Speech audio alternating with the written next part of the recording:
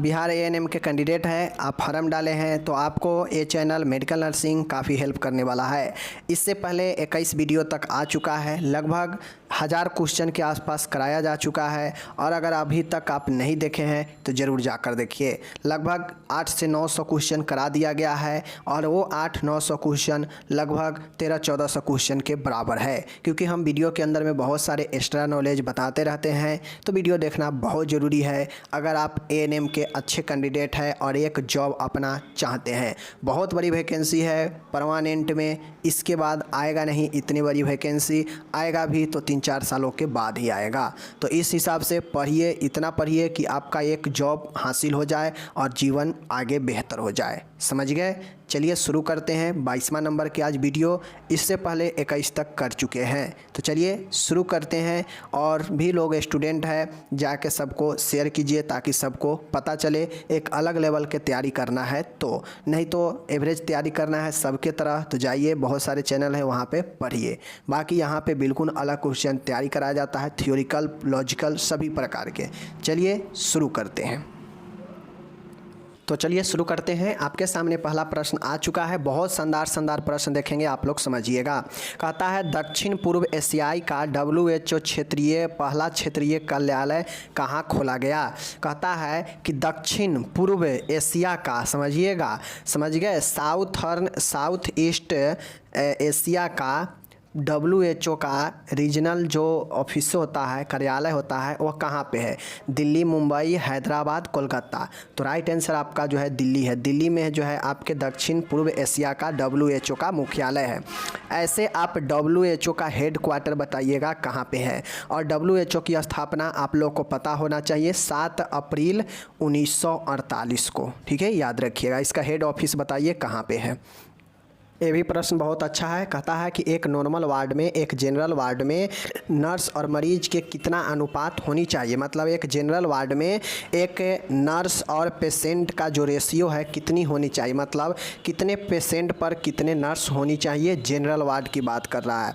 तो एक general ward में आपको समझना चाहिए कि एक जनरल वार्ड जहाँ पे नॉर्मल पेशेंट को इमरजेंसी से शिफ्ट किया जाता है तो वह जनरल वार्ड होता है। उसमें देख रेख में नर्स को रखा जाता है।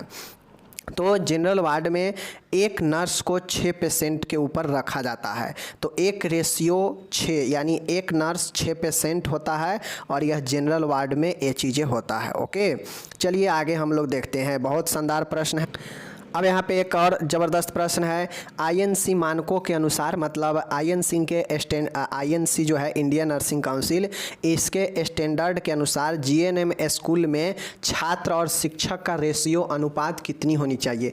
मतलब जो लोग भी GNM किए होंगे तो उस GNM कॉलेज में INC के अनुसार GNM स्कूल में कितने जो है आपको शिक्षक पे कितने जो है कितने स्टूडेंट पर कितने जो है टीचर्स होने चाहिए। तो इनके अनुसार जो है 1:7, 1:7, 1:15, 1:10, 1:20। तो राइट आंसर 1:10 है, यानी एक टीचर और 10 स्टूडेंट, यानी 10 स्टूडेंट पर एक टीचर चाहिए। समझ गए? किसी अगर मान गए कॉलेज में 60 अगर मान गए स्टूडेंट का सीट है GNM का, तो वहाँ पे 6 टीचर होना ही चाहिए। समझ गए? क्लास के टीचर के रूप में। और बाकी जो मैनेजमेंट होता है वो तो अलग होता ही है। तो ये चीज़ें आप लोग समझ लीजिए। ओके, चलिए अब आगे देखते हैं। आगे प्रश्न है, कहता है आपके सामने ही प्रश्न है कि जब विकलांग व्यक्तियों का, समझ गए ना, यानी जो विकलांग व्यक्ति होता है, डिजेबिलिटी डे कब मनाया जाता है। वर्ल्ड डिजेबिलिटी डे कब मनाया जाता है। विकलांगता दिवस कब मनाया जाता है। अंतर्राष्ट्रीय विकलांगता दिवस कब मनाया जाता है। तो 1 दिसंबर नहीं, 15 दिसंबर नहीं, 22 दिसंबर नहीं, 3 दिसंबर राइट आंसर होगा। इस चीज़ को ध्यान में रखिएगा। समझ गए? आगे एक और अच्छा प्रश्न लेकर आए हैं आप सभी के बीच में। कहता है अंतर्राष्ट्रीय योग दिवस कब मनाया जाता है। अंतर्राष्ट्रीय योग दिवस का मतलब है कि इंटरनेशनल जो आपके योगा होता है वह डे कब मनाया जाता है, योगा डे। तो आपको पता होगा 21 जून सही राइट आंसर है। 21 मार्च गलत, 22 अप्रैल गलत, 21 मई गलत। तो 21 जून राइट आंसर होगा योगा डे के रूप में। ओके, आगे देखते हैं। चलिए एक और अच्छा प्रश्न आपके सामने आ गया। कहता है कि भारत की संशोधित राष्ट्रीय स्वास्थ्य नीति की घोषणा की गई। तो आपको पता पता होना चाहिए कि 1983 में पहला जो स्वास्थ्य नीति जो है आपके आया था, उसके बाद जो है आपको जो उस स्वास्थ्य नीति को जो बनाया गया था तो उसको संशोधन 2002 में किया गया। तो ऑप्शन नंबर हमारा इसमें 2 है, यही राइट आंसर होगा। राष्ट्रीय स्वास्थ्य नीति जो संशोधन 2002 है, revise health policy 2002 right answer होगा। ओके, तो ये चीज़ों को हेल्थ पॉलिसी जो बनाया गया था पहले, उसको 2002 में उसमें कुछ चीज़ें को जोड़ा गया, संशोधन किया गया। तो ये हो गया आपका ऑप्शन जो है सी। कहता है यहाँ पे एक और ज़बरदस्त प्रश्न है, कुबर को किस रूप में जाना जाता है? कुबर को आपको पता होगा, तो कुबर जो होता है वह आपके पीठ के बैक साइड में जो है पीछे से लेके ऊपर तक कहीं भी जो है वह धंसा हुआ जो है पीछे के तरफ जो है निकला हुआ रहता है, उसी को कुबर कहते हैं। तो उसी को हम लोग घुमावदार कंधा कहते हैं, यही राइट आंसर होगा। हिंदी में घुमावदार कंधा कहते हैं। ओके, आगे चलिए। अच्छा प्रश्न है आपके सामने, कौन से कारण है जो शरीर को दक्षता को प्रभावित करता है? दक्षता मीन्स जो हमारे अंदर योग्यता है, जो दक्ष है, जो इफ़िशियंसी है, मतलब समझ रहे हैं ना, उसको कम करता है। दक्षता को कौन कम करता है? शारीरिक बनावट कारण, शारीरिक क्रिया का कारण, मनोवैज्ञानिक कारण, यह सभी। तो अगर ये सभी जो है इसमें आपको शारीरिक दक्षता को कम करते हैं। अगर बनावट सही नहीं होगा तो यह भी कम करेगा, शारीरिक काम अगर ठीक से नहीं करेगा तो वह भी दक्षता को प्रभावित करेगा, और मेंटल अगर ठीक नहीं है तो यह भी प्रॉब्लम करेगा। तो इस पर लिए सभी जो है आपका सही हो जाएगा। बस क्वेश्चन को समझिए, समझने से ही बहुत चीज़ें क्लियर होगा। ओके, आगे देखिए। आगे है यहाँ पे कहता है मोटापा के क्या कारण होता है? तो विटामिन की कमी, मिनरल की कमी, अधिक कैलोरी का सेवन, उपरोक्त में से कोई नहीं। तो माय डियर, मोटापा बढ़ने का सबसे जो मेन वजह होता है, बहुत ज़्यादा इसमें कैलोरी का आप जो सेवन करते हैं तो बहुत ज़्यादा फैट बढ़ेगा और उससे जो है व्यक्ति को मोटापा होता है। बाकी विटामिन मिनरल से कोई लेना देना है नहीं, तो ऑप्शन नंबर सी ही राइट होगा। ओके, आगे देखिए। आगे है यहाँ पे कहता है श्वसन प्रणाली का कौन सा भाग जो है वाणी के लिए उत्तरदायी है? अब एक ऐसा भाग होता है जो आपको पता होना चाहिए कि वह श्वसन के क्रिया में भी भूमिका निभाता है और वह जो है बोलने में, खाने में भी भूमिका निभाता है। तो ट्रेकिया यह भी श्वसन प्रणाली का अंग है। नजल कैविटी भी अंग है जिसको हम लोग गुहा, नाक का गुहा कहते हैं। फेरिंग्स और लैरिंग्स, लैरिंग्स जो होता है यह श्वसन प्रणाली में नहीं होता है। तो बच कौन गया? यह फेरिंग्स। फेरिंग्स जो होता है यह भोजन वाला में भी भूमिका निभाता है और श्वसन में भी यह भूमिका निभाता है। तो इसीलिए यही हमारा राइट आंसर हो जाएगा, क्योंकि यहाँ पे कह दिया है श्वसन प्रणाली का कौन सा भाग वाणी के लिए उत्तरदायी होता है। तो यही फेरिंग्स ही ये कॉमन होता है दोनों में। समझ गए? आगे चलिए देखते हैं। और बहुत अच्छा प्रश्न फिर से है, फेफड़ों में एलोबोली की अनुमानित संख्या कितनी होती है? मतलब आपको पता है कि जैसे फेफड़ा होता है तो फेफड़ा में जो है ब्रोंकियाई होता है, उसमें गुच्छा के रूप में जो है आपके एलोबोली लगा होता है जिसमें हवा भरा होता है। समझ गए? अब ये जो हवा भरा होता है तो इसमें कितना यह एलोबोली होता है? एक फेफड़े में कितना, फेफड़ों में मतलब दोनों फेफड़ों में मिलाकर कितने जो है आपको एलोबोली होने की संभावना होता है? वायु के स्टक कितने होते हैं? तो माय डियर लगभग यह जो है 600 से लेकर 800 जो है मिलियन की संख्या में होता है। 600 से लेकर 800 मिलियन की संख्या में। तो यहाँ पे 800 भी है, 900 भी है, 1000 है, तीनों नहीं होगा। राइट आंसर 700 होगा, क्योंकि 600 से 800 के बीच में तो 700 ही एवरेज होगा। तो राइट आंसर हमारा यही होगा। ओके, प्रश्न को समझिएगा तो कोई दिक्कत नहीं होगा, नहीं समझिएगा तो दिक्कत ही दिक्कत होगा। ओके, कहता है निम्नलिखित में से कौन सा रोग मच्छर द्वारा स्थानांतरित नहीं होता है? तो यहाँ पे बताना है कौन सा ज्वर है जो मच्छर के द्वारा नहीं होता है। तो मस्तिष्क ज्वर, मस्तिष्क ज्वर समझ गए, यह तो आपको होता ही है मच्छर के द्वारा। मलेरिया भी होता है मच्छर के द्वारा। टाइफाइड नहीं होता है, समझ गए, यह सल्मोनेला टाइफी के कारण होता है। और डेंगू भी जो है एजिज एजिप्टाई के कारण होता है, एडिज एजिप्टाई के कारण। तो ये चीज़ को ध्यान में रखिएगा। समझ गए? बाकी मलेरिया जो है आपको बताना है किसके कारण होता है। ओके, आगे चलिए देखते हैं। अच्छा प्रश्न है यहाँ पे, एक और बढ़िया प्रश्न आया सामने। इसबगोल, आप लोग गांव में देखते होइएगा पैकेट में आता है इसबगोल, सबगोल के भूसी जिसको बोलते हैं, वह जल के साथ लेने से किस रोग से आराम मिलता है। इस इसबगोल जो भूसी होता है उसको जल में देखते होइएगा, उसको भिगोकर उसमें चीनी या शक्कर डालकर उसको लोग मिला के गर्मी में बहुत लेते हैं। तो यह क्या करता है, पीलिया, फ्लू, डायरिया, इनमें से किसके लिए, तो डायरिया वाले को यह दिया जाता है जिसमें जल की कमी होती है। ओके, आगे देखेंगे। अब यहाँ पे कह रहा है हेपेटाइटिस ए के वायरस किसके द्वारा स्थानांतरित होते हैं। तो माय डियर, हेपेटाइटिस ए जो होता है मुख्य रूप से भोजन और जल दोनों के द्वारा होता है। चूँकि यह ओरल फीकल रूट से होता है, तो ओरल और फीकल मतलब मुंह के द्वारा हम लोग भोजन जल दोनों लेते हैं, तो दोनों से फैलेगा। तो इसलिए हमारा जल तो होगा ही और भोजन भी होगा यहाँ पे, समझ गए। तो इसलिए याद रखिएगा। ओके, चलिए। हेपेटाइटिस होता है जो लीवर को प्रभावित करता है, लीवर को संक्रमित करता है, इस चीज़ को ध्यान में रखिएगा। और यह बहुत खतरनाक रोग होता है, समझ रहे हैं।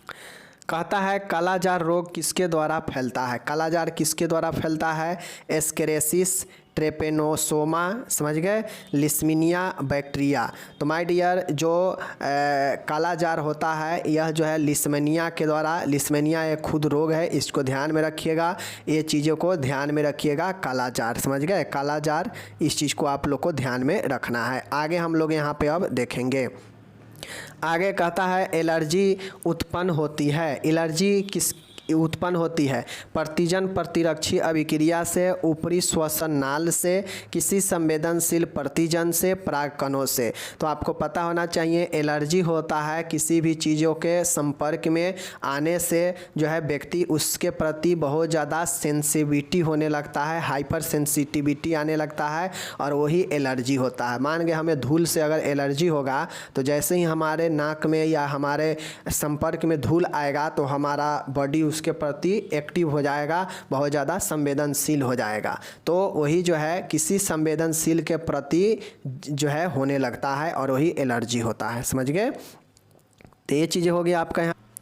कहता है रुधिर कैंसर मतलब रक्त कैंसर। रक्त कैंसर को क्या कहते हैं, एनीमिया होता है, रक्त की कमी, पॉलीसाइथेमिया, ल्यूकोमिया। तो ल्यूकोमिया ही जो है हमारा होता है वह रक्त कैंसर कहलाता है। तो ये हो गया हमारा सही। ओके, कोई दिक्कत नहीं, आगे चलिए।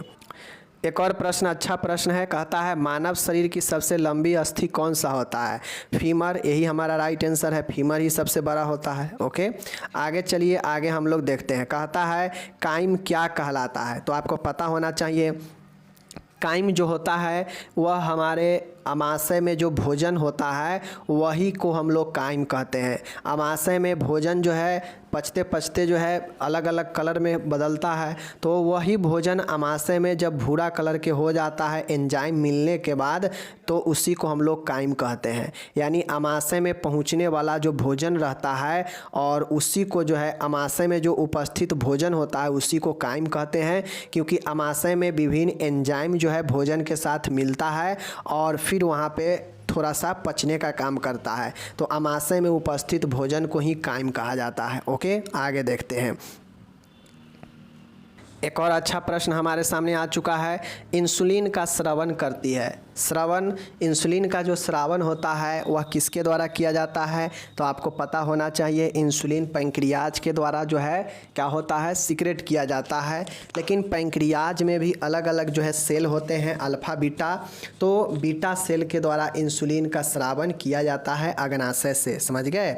आगे यहाँ पे एक और प्रश्न है, बहुत अच्छा प्रश्न है। कहता है सिर व गले को रक्त प्रदान करने वाली धमनी क्या होता है। तो आपको पता होना चाहिए गले में जो है हमारा कैरोटिड धमनी होता है, समझ गए।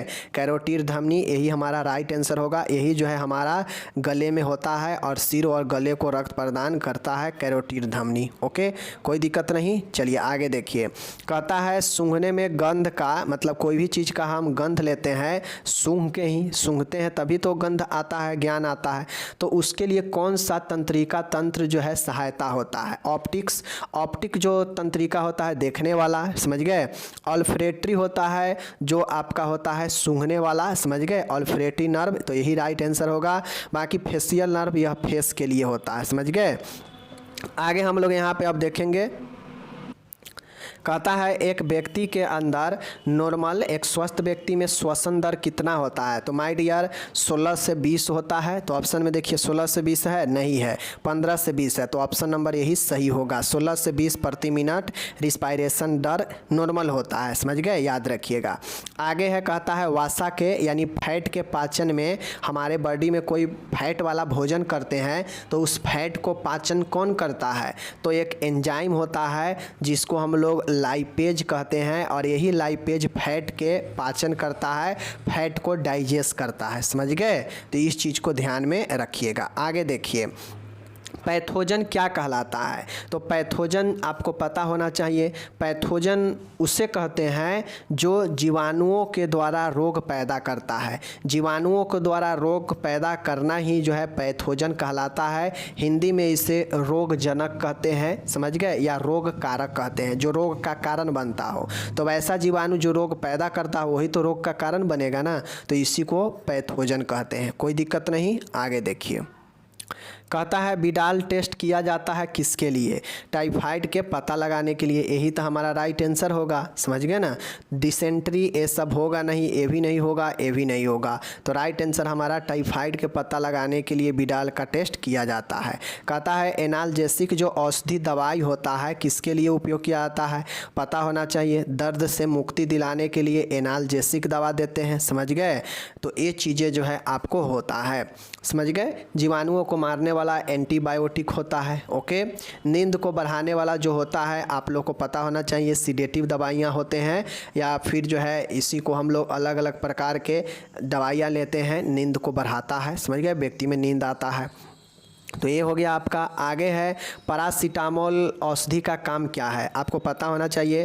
पैरासीटामोल का मतलब होता है ज्वरनाशी, इसे एंटीपायरेटिक द्रव भी कहते हैं। तो एंटीपायरेटिक ज्वरनाशक यही होता है।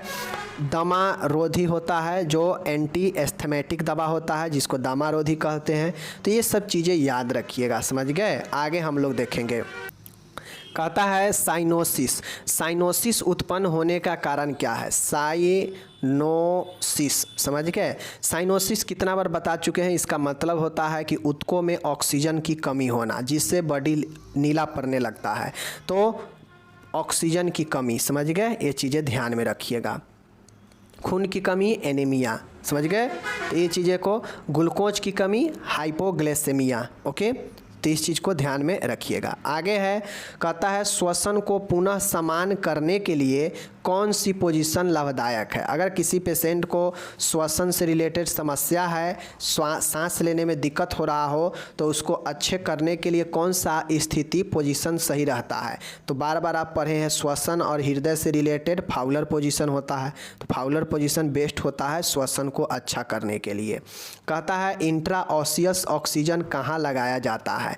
पता होना चाहिए। ऑसियस जो होता है हड्डी में लगाया जाने वाला इंजेक्शन होता है, जो बोन मैरो में लगाया जाता है, अस्थि मज्जा में। समझ गए। तो ये इंट्राओसियस इंजेक्शन बोन मैरो में याद रखिएगा। ओके, चलिए आज का हमारा लास्ट प्रश्न है आपके सामने, यहाँ पे देख सकते हैं। कहता है एडिशन जो रोग होता है वह कौन से हार्मोन के असमान सिक्रेशन के कारण होता है। अब एक हार्मोन है जिसमें एबनॉर्मल तरीके से सिक्रेशन होता है, असमान हो जाता है। और हम जानते हैं कि हमारे बॉडी में हार्मोन अगर बहुत ज़्यादा रिलीज होने लगता है या फिर बहुत ज़्यादा कम भी जाएगा, तो दोनों कंडीशन में जो है क्या होता है, रोग हो जाता है। तो हार्मोन को एक निश्चित संतुलन होना ही चाहिए, तभी यह ठीक रहता है। ना तो ज़्यादा सिक्रेशन भी गड़बड़ है और ज़्यादा कम होना भी गड़बड़ है। तो एडिशन रोग उत्पन्न होता है जब हमारा एड्रीनल ग्लैंड जो होता है वह कार्टिकोस्टेरॉइड हार्मोन में बहुत ज़्यादा असमान सिक्रेशन हो जाता है, जिसके कारण यह कार्टिकोस्टेरॉइड हार्मोन अनियंत्रित हो जाता है, जिससे एडिशन रोग होता है। समझ गए। और यह जो है आपके एड्रीनल ग्लैंड के फेलुअर को बताता है। समझ गए। और एड्रीनल ग्लैंड कहाँ होता है, तो किडनी के दोनों ऊपर में जो है एड्रीनल ग्लैंड होता है। कोई दिक्कत नहीं। तो आपका आज का यह लास्ट प्रश्न यहाँ पे समाप्त होता है। आप लोग अच्छे से पढ़िए, समझिए। हम मिलेंगे आपसे अगले वीडियो में। अपना ख्याल रखिएगा। तब तक के लिए आप सभी को धन्यवाद।